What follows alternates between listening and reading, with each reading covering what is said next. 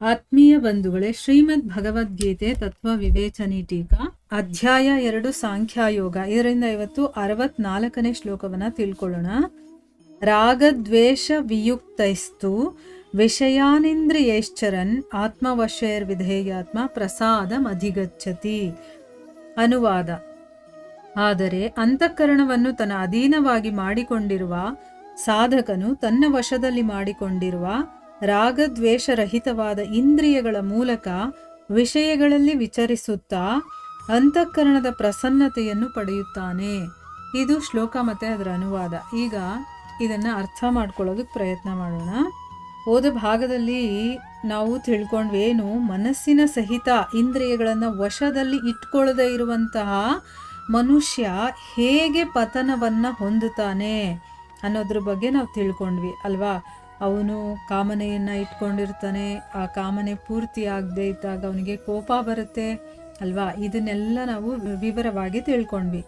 ಈಗ ಭಗವಂತ ಸ್ಥಿತಪ್ರಜ್ಞ ಯೋಗಿ ಹೇಗೆ ನಡ್ಕೊಳ್ತಾನೆ ಅನ್ನುವಂತಹ 4ನೇ ಪ್ರಶ್ನೆ ಕೇಳಿರ್ತಾನಲ್ಲ, ಅದಕ್ಕೆ ಉತ್ತರವನ್ನು ಪ್ರಾರಂಭ ಮಾಡ್ತಾ ಮೊದಲ 2 ಶ್ಲೋಕಗಳಲ್ಲಿ ಅವನು ಮನಸ್ಸು ಮತ್ತು ಇಂದ್ರಿಯಗಳು ವಶವಾಗಿರುವಂತಹ ಸಾಧಕನ ಮೂಲಕ ವಿಷಯಗಳಲ್ಲಿ ವಿಚರಿಸಲ್ಪಡುವಂತಹ ಪ್ರಕಾರವನ್ನ, ಅಂದರೆ ವಿಚಾರಣೆ ಮಾಡ್ತಾ ಮಾಡ್ತಾ ಅದರಿಂದ ಯಾವ ರೀತಿ ಅದು ಕೆಲಸ ಮಾಡುತ್ತೆ ಮತ್ತೆ ಅದರ ಫಲ ಏನು ಅದನ್ನ ಇಲ್ಲಿ ಈಗ ತಿಳಿಸ್ತಾನೆ.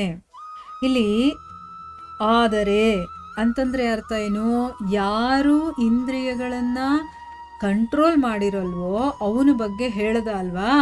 ಹೇಳಿಬಿಟ್ಟು ಆದರೆ ಅಂತಃಕರಣವನ್ನ ಯಾರು ತನ್ನ ಅಧೀನವನ್ನಾಗಿ ಮಾಡಿಕೊಂಡಿರ್ತಾನೋ ಅಂಥ ಸಾಧಕ ತನ್ನ ವಶದಲ್ಲಿ ಮಾಡಿಕೊಂಡಿರುವಂತಹ ರಾಗದ್ವೇಷರಹಿತವಾದಂತಹ, ಅಂದರೆ ಅವನ ಇಂದ್ರಿಯಗಳಲ್ಲಿ ರಾಗವೂ ಇರೋದಿಲ್ಲ, ದ್ವೇಷವೂ ಇರೋದಿಲ್ಲ. ಏನು ಹಾಗಂದರೆ ತುಂಬ ಅಟ್ಯಾಚ್ಮೆಂಟ್ ಇಟ್ಕೊಂಡ್ಬಿಡೋದು. ಯಾವುದಾದ್ರೂ ವಸ್ತು ಆಗಿರ್ಬೋದು, ವ್ಯಕ್ತಿ ಆಗಿರ್ಬೋದು, ಏನೇ ಆಗಿರಲಿ ಅದ್ರ ಮೇಲೆ ತುಂಬ ಅಟ್ಯಾಚ್ಮೆಂಟ್ ಇಟ್ಕೊಳ್ಳೋದನ್ನ ರಾಗ ಅಂತ ಹೇಳ್ತಾರೆ. ಅದಕ್ಕೆ ವಿರುದ್ಧವಾಗಿ ನಡ್ಕೊಳ್ಳೋದು ಅದು ಇಷ್ಟನೇ ಆಗಲ್ಲ ನಮಗೆ, ಆಗ ನಮಗೆ ದ್ವೇಷ ಬರುತ್ತೆ ಅದ್ರ ಮೇಲೆ. ಸೊ ರಾಗನೂ ಇರೋದಿಲ್ಲ, ದ್ವೇಷನೂ ಇರೋದಿಲ್ಲ.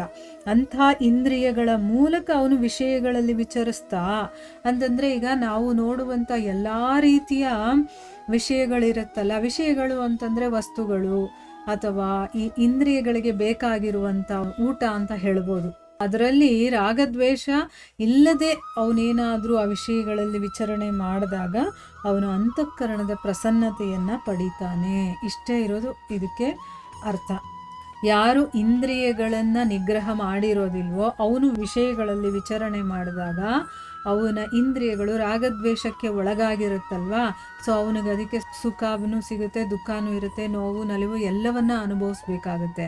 ಆದರೆ ಯಾರು ತನ್ನ ಇಂದ್ರಿಯಗಳನ್ನು ತನ್ನ ಕಂಟ್ರೋಲಲ್ಲಿ ಇಟ್ಕೊಂಡು ವಿಷಯಗಳಲ್ಲಿ ಅವನು ವಿಚಾರಣೆ ಮಾಡ್ತಾನೋ ಅವನಿಗೆ ಅಂತಃಕರಣದ ಪ್ರಸನ್ನತೆ, ಅಂದರೆ ಒಂದು ಸುಖ, ಶಾಂತಿ, ನೆಮ್ಮದಿ ಅಂತ ನಾವೇನು ಹೇಳ್ತೀವೋ ಅದು ಅವನಿಗೆ ಸಿಗುತ್ತೆ. ಅದು ಆಧ್ಯಾತ್ಮಿಕದ ಒಂದು ಪ್ರಸನ್ನತೆ ಅಂತಲೇ ಹೇಳ್ಬೋದು. ಆ ರೀತಿಯ ಒಂದು ಅನುಭವ ಅವನಿಗೆ ಆಗುತ್ತೆ. ಈಗ ಪ್ರಶ್ನೆ ಏನು ಅಂತ ನೋಡೋಣ. ತು ಎಂಬ ಪದದ ಭಾವವೇನು? ಉತ್ತರ ಏನಪ್ಪ ಅಂತಂದರೆ, ಹಿಂದಿನ ಶ್ಲೋಕಗಳಲ್ಲಿ ಮನಸ್ಸು ಮತ್ತು ಇಂದ್ರಿಯಗಳು ವಶದಲ್ಲಿರೋದಿಲ್ಲ ಅಲ್ವಾ, ಅಂಥ ವಿಷಯೀ ಮನುಷ್ಯನ ಅವನತಿಯ ಬಗ್ಗೆ ವರ್ಣನೆ ಮಾಡಿದ್ದಾರೆ. ಅವನು ಹೇಗೆ ಪತನ ಹೊಂದುತ್ತಾನೆ, ಹೇಗೆ ಕೆಳಗಡೆ ಬೀಳ್ತಾನೆ ಅವನಿರುವಂಥ ಒಂದು ಸ್ಥಿತಿಯಿಂದ, ಅದರ ಬಗ್ಗೆ ಅವರು ವರ್ಣನೆ ಮಾಡಿದರು. ಈಗ 2 ಶ್ಲೋಕಗಳಲ್ಲಿ ಅದಕ್ಕಿಂತ ವಿಲಕ್ಷಣವಾಗಿ, ಅಂದರೆ ಅದಕ್ಕೆ ಆಪೋಸಿಟ್ ಆಗಿ ಇರುವಂಥ, ಯಾರ ಮನಸ್ಸು ಇಂದ್ರಿಯಗಳನ್ನು ವಶ ಮಾಡಿಕೊಂಡಿರುತ್ತೋ ಅಂಥ ವಿರಕ್ತ ಸಾಧಕನ ಉನ್ನತಿಯ ವರ್ಣನೆಯನ್ನು ಮಾಡ್ತಾ ಇದ್ದಾರೆ. ಯಾವಾಗ ನಮ್ಮ ಇಂದ್ರಿಯಗಳನ್ನು ವಶದಲ್ಲಿ ಇಟ್ಕೊಳ್ಳೋದಿಲ್ವೋ ಆಗ ಅವನತಿ ಆಗುತ್ತೆ. ಯಾವಾಗ ಅದನ್ನು ಕಂಟ್ರೋಲಲ್ಲಿ ಇಟ್ಕೊಳ್ತೀವೋ ಆಗ ಉನ್ನತಿ ಆಗುತ್ತೆ. ಈಗ ಆ ಉನ್ನತಿಯನ್ನು ವರ್ಣನೆ ಮಾಡ್ತಾ ಇದ್ದಾರೆ. ಈ ಭೇದದ ದ್ಯೋತಕವಾಗಿ ಇಲ್ಲಿ 2ರ ಮಧ್ಯೆ ಒಂದು ಭೇದ ಇದೆಯಲ್ಲ, ಅದನ್ನು ಹೇಳೋದಕ್ಕೋಸ್ಕರ ಇಲ್ಲಿ ತು ಅನ್ನುವಂಥ ಪದ ಇದೆ.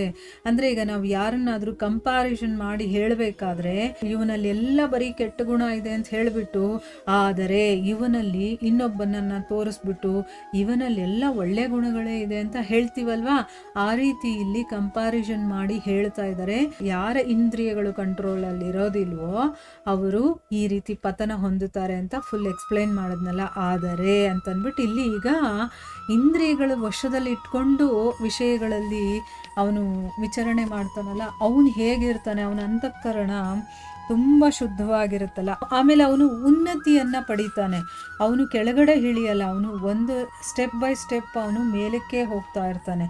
ಅದನ್ನು ಇಲ್ಲಿ ಹೇಳೋದಕ್ಕೋಸ್ಕರ ಅವರು ಇಲ್ಲಿ ತು ಅನ್ನುವಂಥ ಪದವನ್ನು ಉಪಯೋಗ ಮಾಡಿದ್ದಾರೆ. ಮುಂದಿನ ಪ್ರಶ್ನೆ ಏನಪ್ಪಾ ಅಂತಂದ್ರೆ, ವಿಧೇಯಾತ್ಮ ಅನ್ನುವಂಥ ಪದ ಯೂಸ್ ಮಾಡಿದಾರಲ್ಲ, ಅದು ಎಂತಹ ಸಾಧಕನ ವಾಚಕವಾಗಿದೆ ಅಂತ. ಉತ್ತರ ಏನು ಅಂತಂದ್ರೆ, ಅಂತಃಕರಣವನ್ನ ಸರಿಯಾಗಿ ವಶದಲ್ಲಿ ಇಟ್ಕೊಂಡಿರುವಂಥ ಸಾಧಕನ ವಾಚಕವಾಗಿ ಇಲ್ಲಿ ವಿಧೇಯಾತ್ಮ ಅನ್ನುವಂಥ ಪದವನ್ನು ಹೇಳಿದ್ದಾರೆ. ಅಂದರೆ ಅಂತಃಕರಣವನ್ನ ತುಂಬ ಚೆನ್ನಾಗಿ ನಾವು ನಮ್ಮ ವಶ ಮಾಡಿಕೊಂಡಿರಬೇಕು, ಅವಾಗ ಅವನನ್ನು ವಿಧೇಯಾತ್ಮ ಅಂತ ಹೇಳೋದು. ನೋಡಿ ಎಷ್ಟು ನೀಟಾಗಿ ಇಲ್ಲಿ ಎಕ್ಸ್ಪ್ಲೈನ್ ಮಾಡಿದ್ದಾರೆ, ಒಂದೊಂದು ಶಬ್ದಕ್ಕೂ ಅವರು ಅಲ್ಲಿ ರೀಸನ್ ಏನು ಅದು ಹೇಳಿರೋದಕ್ಕೆ ಅಂತ ಹೇಳ್ತಾ ಇದ್ದಾರೆ. ಈಗ ವಿಧೇಯಾತ್ಮ ಅಂತಂದರೆ ಏನು, ಯಾವ ಸಾಧಕ ತನ್ನ ಇಂದ್ರಿಯಗಳನ್ನು ಅಂತಃಕರಣವನ್ನು ಸೇರಿ, ಈಗ ಪಂಚೇಂದ್ರಿಯಗಳಿದೆಯಲ್ಲ, ಜ್ಞಾನೇಂದ್ರಿಯ ಆಗಿರ್ಬೋದು ಕರ್ಮೇಂದ್ರಿಯ ಆಗಿರ್ಬೋದು, ಅದನ್ನು ಬಿಟ್ಟು ಅಂತಃಕರಣ ಅಂದರೆ ಮನಸ್ಸು ಬುದ್ಧಿ ಅಹಂಕಾರ ಇದೆಲ್ಲ ಇದೆಯಲ್ಲ ನಮ್ಮ ಒಳಗಡೆ, ಅದು ಶುದ್ಧವಾಗಿರಬೇಕು, ಅದನ್ನು ಕೂಡ ತನ್ನ ಕಂಟ್ರೋಲಲ್ಲಿ ಇಟ್ಕೊಂಡಿರ್ಬೇಕು ಅವನು, ಅಂಥವನನ್ನು ವಿಧೇಯಾತ್ಮ ಅಂತ ಕರೀತಾರೆ. ಇಲ್ಲಿಗೆ ನಾವು ನಿಲ್ಲಿಸೋಣ. ಹರೇ ಕೃಷ್ಣ.